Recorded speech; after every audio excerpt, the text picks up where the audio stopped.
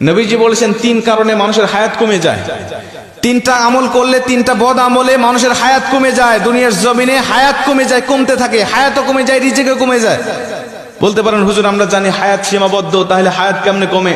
নবীজি বলছেন, বুখারীর বর্ণনায় আবু হুরায়রা রাদিয়াল্লাহু তাআলা হাদিসটা বর্ণনা করেছেন, মানুষের কিছু নেক আমলের কারণে হায়াতের মধ্যে আল্লাহ বরকত দান করে, আবার বদ আমলের কারণে আল্লাহ পাক মানুষের হায়াতের মধ্য থেকে বরকত ছিনিয়ে নেয়, ওই মানুষটা দ্রুত দুনিয়া থেকে বিদায় নিয়ে চলে যায়। হায়াত নির্ধারিত, রিজিকও নির্ধারিত, কিন্তু আল্লাহ পাক এর মধ্যে বরকত রেখে দেয়। একটা উদাহরণ দিয়ে ভালো বুঝবেন। হালাল পথে কেউ ইনকাম করে মাসে 10,000 টাকা, হারাম পথে কেউ ইনকাম করে মাসে 50,000 টাকা। এই হালাল পথের ইনকাম করা ব্যক্তি দেখবেন মাস শেষে খেয়ে দিয়ে আরো 2,000 টাকা ইনকাম করে সেখান থেকে সঞ্চয় করতে পারে। 50,000 টাকা যিনি হারাম পথে ইনকাম করে, মাস শেষে তাকে আরো 10,000 টাকা ঋণ করতে হয়। কথা কন ঠিক কি না? তার মানে হালালের মধ্যে আল্লাহ বরকত রেখে দিয়েছেন, হারামের মধ্যে কোনো বরকত নেই। নবীজি বলছেন হাদিসের মধ্যে, যদি ওই ব্যক্তি আল্লাহ পাকের নাশুকরি করে, আল্লাহ পাকের শুকরিয়া আদায় থেকে মুখ ফিরিয়ে নেয়, তখন আল্লাহ পাক তার হায়াতটাকে সংকীর্ণ করে দেয়, হায়াতের মধ্যে থেকে বরকত আল্লাহ পাক ছিনিয়ে নেয়। এজন্য সব সময় আমরা হায়াতের আল্লাহ পাকের শুকরিয়া আদায় করতে থাকবো ইনশাআল্লাহ। যে পজিশনে রেখেছি আমরা ওই পজিশন থেকে শুকরিয়া করব। 2 নম্বরে নবীজি বলছেন, ওই ব্যক্তির হায়াতটাকে আল্লাহ পাক সংকীর্ণ করে দেয় যেই ব্যক্তি দুনিয়ার জমিনে প্রয়োজনের থেকে অতিরিক্ত খাবার খায়। মানুষের রিজিক কিন্তু নির্ধারিত, আমরা জানি। রিজিক শেষ হয়ে যাবে, আপনার হায়াত ফুরিয়ে যাবে, আপনি দুনিয়া থেকে বিদায় নিয়ে চলে যাবেন।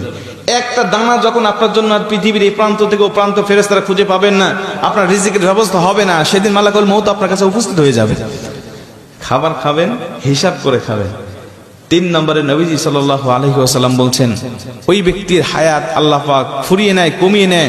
ওই ব্যক্তিকে আল্লাহ পাক দ্রুত তার হায়াতের মধ্য থেকে বরকত আল্লাহ পাক ছিনিয়ে নেয় যেই ব্যক্তি আত্মীয়তার সম্পর্ক ছিন্ন করে ফেলে। আত্মীয়তার সম্পর্ক ছিন্ন করা মানুষ এখন আমাদের সমাজে বাড়তেছে না কমতেছে?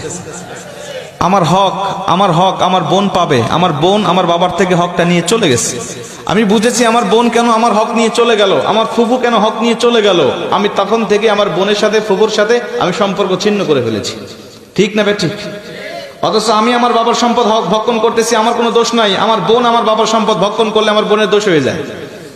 আমি আমার দাদার সম্পদ ভক্ষণ করতেছি, আমার কোনো দোষ নাই, কিন্তু আমার ফুফু আমার দাদার সম্পদ ভক্ষণ করলে আমার দোষ হয়ে যাবে, ফুফুর দোষ হয়ে যাবে। কথা বলেন ঠিক কি না? এই সম্পত্তির জের ধরে আজকে অধিকাংশ আত্মীয়দের সাথে আমাদের সম্পর্ক ছিন্ন হয়ে গেছে। আজকে আমাদের সম্পর্ক ভালো নাই। অথচ নবীজি বলছে, যেই ব্যক্তি আত্মীয়তার সম্পর্ক ছিন্ন করে, ওই ব্যক্তির জন্য জান্নাত একেবারে হারাম করে দেওয়া হয়েছে।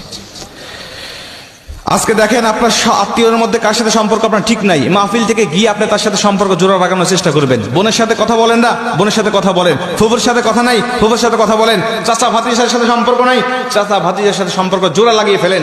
কসম করে বলছি, নবীজি বলছে, যারা আত্মীয়তার সম্পর্ককে রক্ষা করে, জোড়া লাগায়, আমি নবী আর ওই বান্দা একই জান্নাতে থাকবো।